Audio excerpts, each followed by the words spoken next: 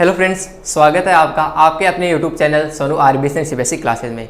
तो दोस्तों, हम पढ़ रहे थे आपके 10th क्लास के अंदर आपका चैप्टर चल रहा था मानव नेत्र एवं रंग बिरंगा संसार, जिसके अंदर हमारी जो लास्ट वीडियो थी इसके अंदर हम हमारा टॉपिक पढ़ रहे थे हमारे नेत्र दोषों के बारे में, जिसमें हमने आपका ये जो इम्पोर्टेंट टॉपिक था और इसके अंदर हमने आपके नेत्र दोषों के 3 प्रकारों के बारे में समझा था। आज आपका जो टॉपिक है वह भी काफ़ी ज़्यादा इंपॉर्टेंट है आपके कंपटीशन एग्जाम के लिए और आपके 10th की बोर्ड के लिए, जो कि है हमारा टॉपिक प्रिज्म। समझते हैं कि आपका जो प्रिज्म होता है वह क्या होता है। तो प्रिज्म आपका होता है कि एक हमारे पास एक ऐसी वस्तु होती है जो अगर हम किसी आयताकार पारदर्शी वस्तु के अंदर पारदर्शी समांगी माध्यम को एक रूप से समान रूप से अगर भर दे तो हमारा जो वस्तु प्राप्त होती है उसे हम प्रिज्म कहते हैं। एक बार फिर से समझने का प्रयास करेगा कि अगर किसी कोण पर झुके हुए दो आयताकार फलकों के मध्य अगर समांगी पारदर्शी माध्यम को भर दिया जाए तो वह कहलाता है हमारा प्रिज्म। प्रिज्म को हम एक इस नोटबुक के द्वारा समझने का प्रयास करेंगे कि जिस तरह से हमारी ये जो नोटबुक है इसके अंदर ये जो हमारी आयताकार फलकें होती हैं ये इस और आपकी आयताकार फलकें होती हैं और इसके नीचे भी आपकी एक आयताकार फलकें होती हैं। तो हम कह सकते हैं आपकी जो प्रिज्म होती है उसके अंदर आपके 3 आयताकार फलकें होती हैं और 2 त्रिभुजाकार फलकें होती हैं। जैसे कि यहाँ पर ये एक हो गई सेकंड, ये आपकी आयताकार फलक और नीचे जो होगी वह भी एक आयताकार फलक होगी और जिसके साइड में हम देख पा रहे हैं इधर आपका एक त्रिभुजाकार फलक बनेगा और इस ओर भी आपका एक त्रिभुजाकार फलक इधर बनेगा। तो ये होता है आपका प्रिज्म। तो आपके प्रिज्म के अंदर 3 आयताकार फलकें व 2 त्रिभुजाकार फलकें होती है। ठीक है, इतना हमारे पास समझ में आ चुका है। अब समझने का प्रयास करते हैं, इसके कुछ महत्वपूर्ण बिंदु मैंने साइड में लिखे हैं, इन्हें समझने का प्रयास करते हैं आपके प्रिज्म से ये किस तरह से संबंधित होती है। तो फर्स्ट पॉइंट है आपका अपवर्तक फलकें। तो आपके प्रिज्म के अंदर जो आयताकार फलकें होती है, ये जो आयताकार फलकें होती है ये क्या होती है, ये पारदर्शी होती है। पारदर्शी होने के कारण हम जानते हैं कि अगर हमारे पास कोई पारदर्शी पदार्थ होता है तो उससे अगर कोई प्रकाश किरणें गुजरती है तो वह उनका हमारा परावर्तन नहीं होता है, क्या होता है, अपवर्तन होता है। तो ये जो फलकें होती है वह क्या कहलाती हैं, आपकी अपवर्तन फलकें कहलाती है।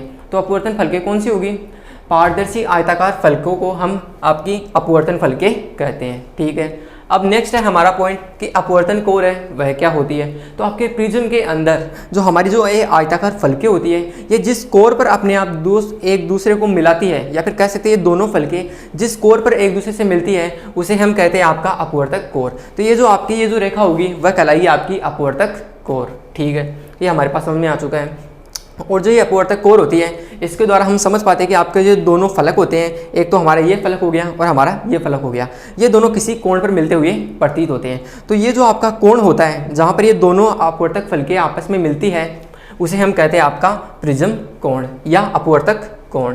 तो हमारे पास हमने अपवर्तक फलकें हमने समझ लिया, अपवर्तक कोर क्या होती है ये हमने समझ लिया, और प्रिज्म कोण या जो अपवर्तक कोण होता है वह क्या होता है। तो आपका प्रिज्म कोण क्या होता है कि वह कोण जिस पर 2 अपवर्तक फलकें मिलती है वह आपका प्रिज्म कोण या अपवर्तन कोण कहलाता है। ठीक है, ये थर्ड पॉइंट हमारे पास समझ में आ चुकी है। अब हमारा नेक्स्ट पॉइंट है कि मुख्य परिच्छेद है वह क्या होता है। तो आपका जो मुख्य परिच्छेद है वह होता है कि अगर हमारे जो प्रिज्म होता है इसके अगर इन आयताकार फलकों में एक समतल के द्वारा काट दूं, अगर इस ओर में समतल द्वारा काट देता हूं और इस ओर में समतल द्वारा एक अभिलंबवत काट देता हूं, तब इस स्थिति में हमारे पास एक परिच्छेद प्राप्त होता है या फिर एक आकृति प्राप्त होती है जिसे हम आपका मुख्य परिच्छेद कहते हैं। और ये जो मुख्य परिच्छेद प्राप्त होता है ये एक समबाहु त्रिभुज की भांति प्राप्त होता है। जैसे कि अगर मैंने इसको काट दिया इस ओर अभिलंब समतल के द्वारा तो ये हमारे पास एक समबाहु त्रिभुज की आकृति प्राप्त होती है और इस ओर भी आपके एक समबाहु त्रिभुज की आकृति प्राप्त होती है। ठीक है, हमने आपके मुख्य परिच्छेद के बारे में समझ लिया।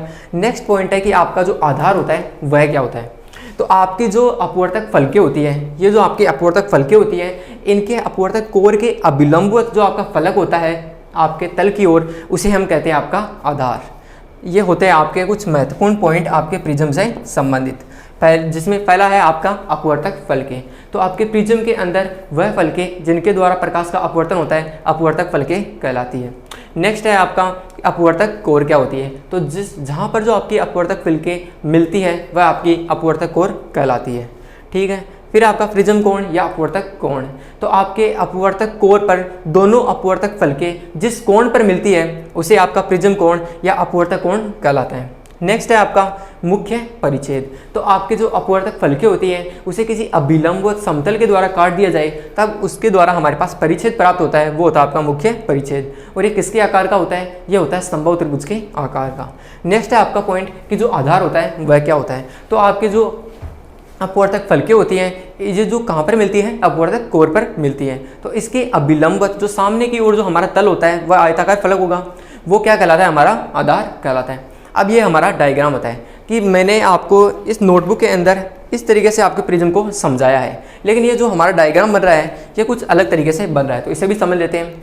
तो ये जो आपका डायग्राम बन रहा है वह कुछ इस तरीके से बन रहा है। इस डायग्राम के अंदर हम क्या कर रहे हैं? आपके जो आयताकार फलकें होती हैं इन्हें हम ऊर्ध्वाधर रखते हैं और इसकी जो मुख्य परिच्छेद होते हैं, जो इसका जो त्रिभुजाकार भाग होता है, इसे हमने क्षैतिज रखा है। ये हमारे डायग्राम के अंदर इस तरीके से हमने समझा रखा है। और इस यहाँ पर अगर हम बात करें आपके प्रिज्म कोण के बारे में, तो जैसे कि मैंने आपको बताया था, ये जो आपके जो आयताकार फलकें होती है, जो अपवर्तक फलकें होती है, ये जिस कोण पर मिलती है वह कौन सा कहलाता है? प्रिज्म कोण। तो इस डायग्राम के अकॉर्डिंग ये जो हमारा आकृति बनती है हमारे यहाँ पर, ये तो आपकी हो गई एक आयताकार फलक, ये हो गई आपकी दूसरी आयताकार फलक, और ये जिस कोण पर मिलती है वह क्या कहलाता है? आपका प्रिज्म कोण। ये आपका प्रिज्म कोण हो जाएगा।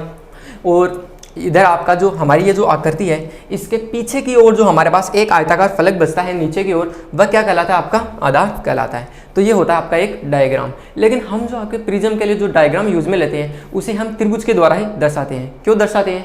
क्योंकि जिस प्रकार हम जो प्रिज्म है वो सामने की ओर रखते हैं, तो सामने की ओर रखने पर हमें केवल इसका एक त्रिभुजाकार भाग ही दिखाई देता है, इसके साइड वाले और पीछे के भाग हमें दिखाई नहीं देते हैं। तो ये होता है हमारा प्रिज्म को हम एक आयताकार भाग के द्वारा ही दर्शाते हैं। ठीक है, तो ये होता है आपका प्रिज्म, जिसमें हमने समझा कि आपका प्रिज्म होता है वह क्या होता है और इसके कुछ महत्वपूर्ण बिंदु को हमने समझा था। अब इसे परिभाषाओं के द्वारा समझने का प्रयास करते हैं।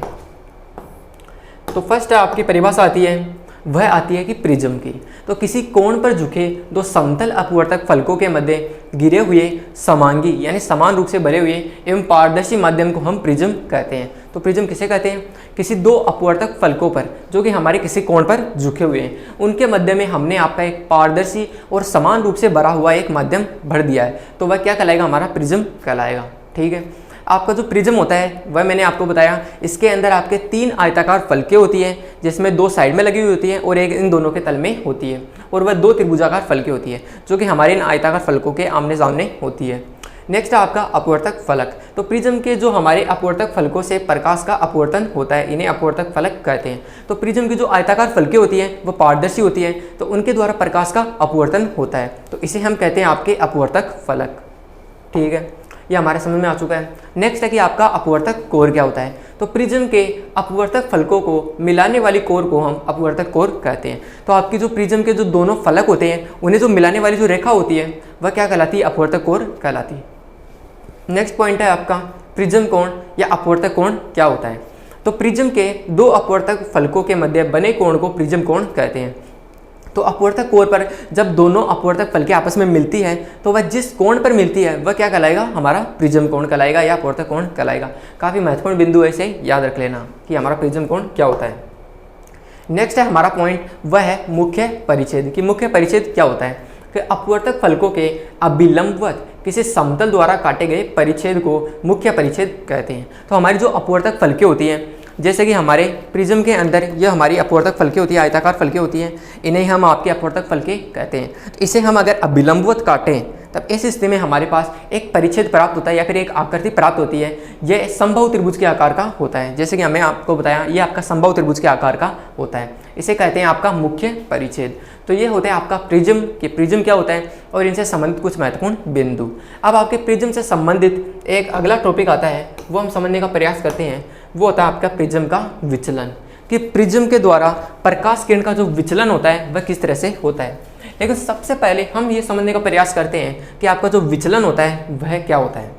तो विचलन होता है प्रकाश का अपने मार्ग से भटक जाना या मुड़ जाना, क्या कहलाता है? विचलन कहलाता है। तो हमारी प्रकाश किरण प्रिज्म के द्वारा किस तरह से अपने मार्ग से भटक जाती है या मुड़ जाती है, इसे समझने का प्रयास करते हैं। तो जिस प्रकार से हमारे पास एक प्रकाश किरण है P और Q, ये हमारे प्रिज्म पर आपतित होती है।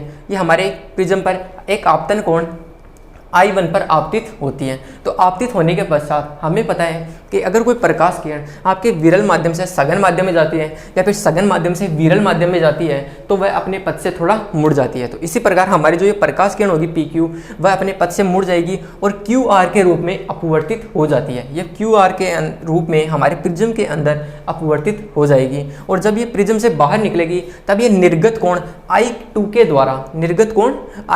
द्वारा RS के रूप में निर्गत हो जाएगी।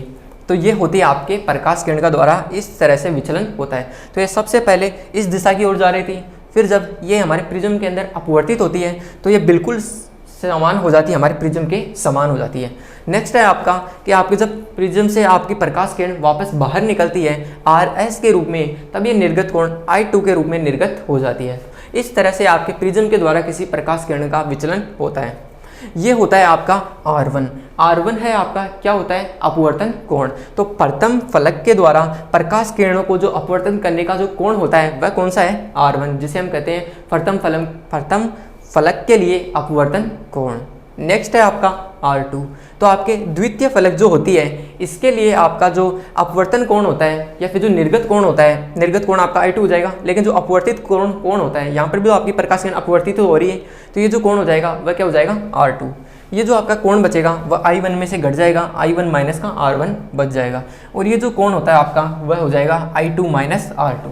तो ये है हमारा डायग्राम, इसे हमने अभी समझा है। अब यहाँ से एक इम्पोर्टेंट डेफिनेशन निकलती है, वह निकलती है कि हमारा जो हमारा विचलन कोण होता है वह क्या होता है, जिसे मैंने यहाँ पर डेल्टा के रूप में दर्शाया गया। ये जो आपका साइन होता है, ऐसा साइन, इसे हम कहते हैं आपका डेल्टा कहते हैं। तो यहाँ पर समझने का प्रयास करते हैं कि डेल्टा या विचलन कोण है वह क्या है। तो आपकी जो प्रकाश किरण होती है वह जिस कोण पर हमारे अपवर्तित हो जाती है या फिर कह सकते हैं विचलित हो जाती है वह क्या कहलाता है, हमारा विचलन कोण कहलाता है।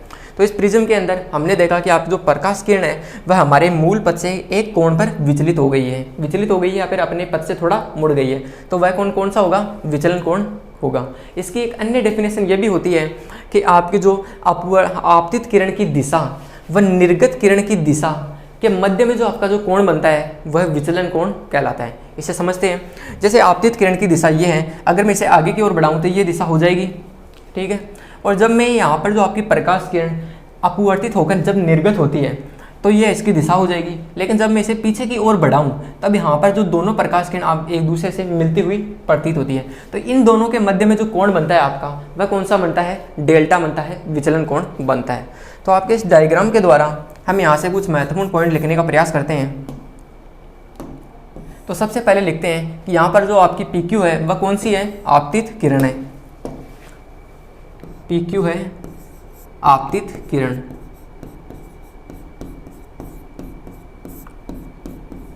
आपतित किरण। इसी प्रकार इस डायग्राम के अकॉर्डिंग आपके जो QR है वह कौन सी हो जाएगी, अपवर्तित किरण, क्योंकि ये किरण हो रही है वह आपकी अपवर्तित हो रही है। तो ये हो जाएगी अपवर्तित प्रकाश किरण QR अपवर्तित किरण, अपवर्तित किरण, ठीक है। नेक्स्ट आपका पॉइंट है वह है कि जब हमारी प्रकाश किरण QR के रूप में अपवर्तित होती है तब वह हमारे प्रिज्म से RS के रूप में निर्गत हो जाती है। तो ये प्रकाश किरण कौन सी हो जाएगी, इसे हम कहेंगे आपके निर्गत प्रकाश किरण। तो RS हो जाएगा निर्गत किरण, निर्गत किरण, ठीक है। ये हमने लिख लिया है। अब हम बात करते हैं, तो यहाँ पर आपने देखा होगा हमारे त्रिभुज का क्या नाम है, ये जो आपकी त्रिभुजा का आकृति बनती है आपके प्रिज्म के अंदर, इसका हमारा नाम है A, B और C। और जैसे कि हमारा जो लास्ट डायग्राम था जब प्रिज्म के अंदर मैंने आपको बताया था कि आपकी जो दो अपवर्तक फलकें जिस कोण पर एक दूसरे पर मिलती है वह कौन सा कोण कहलाता है, प्रिज्म कोण या अपवर्तन कोण।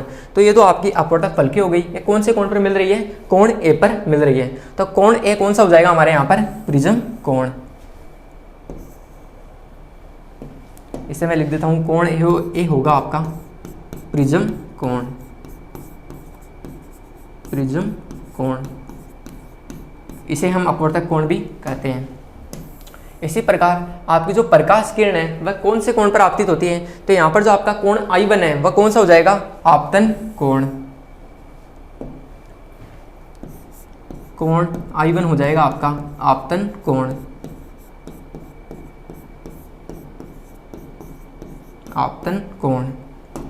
इसी प्रकार आपकी जो प्रकाश किरण किस कोण पर निर्गत हो जाती है, I2 कोण पर निर्गत हो जाती है। तो ये जो आपका कोण I2 होगा वह कौन सा होगा, निर्गत कोण।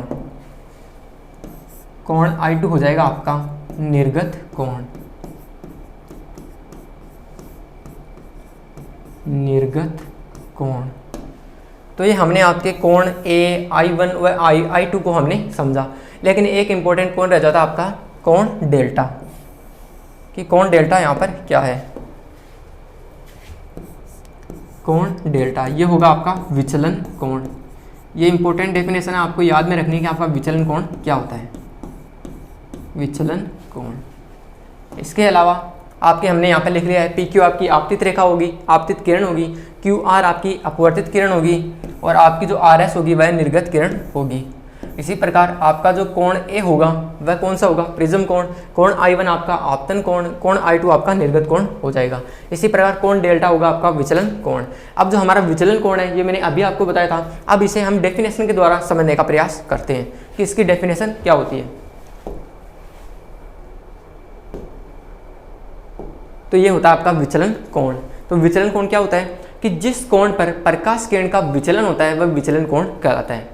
ये हमने एक सिंपल सी डेफिनेशन समझी कि हमारी जो प्रकाश किरण है वह जिस कोण पर विचलित हो जाती है, अपने पथ से मुड़ जाती है, वह कोण क्या कहलाता है, विचलन कोण कहलाता है। नेक्स्ट जो इसकी डेफिनेशन है वह है कि आपतित किरण की दिशा व निर्गत किरण की दिशा के मध्य जो कोण बनता है उसे हम हमारा विचलन कोण कहते हैं, और इसे हम डेल्टा के द्वारा दर्शाते हैं।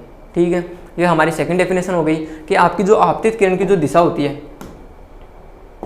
आपकी जो आपतित किरण की जो दिशा होती है और निर्गत किरण की जो दिशा होती है, इन दोनों के मध्य में आपका जो कोण बनता है वह कौन सा बनता है, डेल्टा बनता है, विचलन कोण बनता है। तो ये है आपका टॉपिक कि प्रकाश द्वारा प्रकाश किरण का विचलन किस तरीके से होता है। तो आज की क्लास में इतना ही, मिलते हैं आपसे जल्दी नेक्स्ट क्लासेज में। Thank you.